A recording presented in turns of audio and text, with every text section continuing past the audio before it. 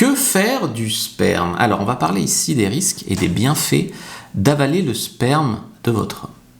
Alors, il n'y a aucun effet qui a été prouvé. On entend beaucoup de légendes, mais sur la peau, sur la santé, sur l'humeur. On a beaucoup dit à une époque que c'était plein d'antidépresseurs, plein de zinc, plein de ci, plein de ça. C'est des concentrations qui sont vraiment faibles. C'est vrai, hein, qu'il y a des minéraux, qu'il y a des vitamines, c'est vrai. Mais c'est tellement faible que si tu veux, pour avoir un effet vraiment conséquent, il faudrait que tu fasses un gangbang, quoi.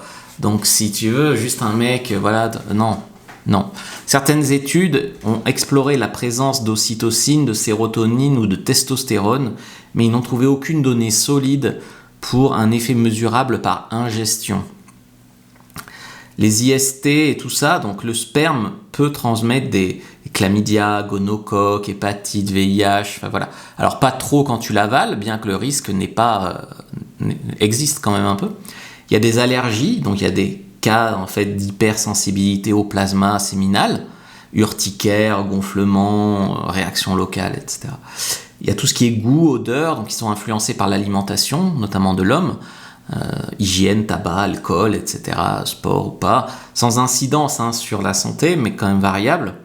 Donc avaler n'apporte aucun bénéfice connu, si ce n'est que l'homme va kiffer ça, que la femme peut kiffer de boire son homme, on va dire, ce liquide sacré, mais scientifiquement, on en parlait à une époque, mais c'est vrai qu'ils sont beaucoup revenus là-dessus.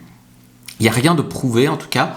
Après, c'est vrai, j'avais vu des choses comme si la femme laisse l'homme éjaculer dans son vagin, elle va moins faire de dépression, etc., ou dans sa bouche.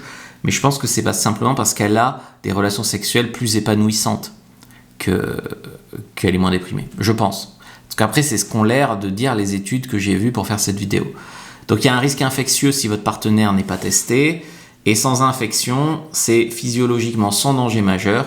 Mais vraiment, on est dans de l'ordre du placebo ou de la préférence personnelle. Voilà. Donc ça, c'est quelque chose de très, très, très important.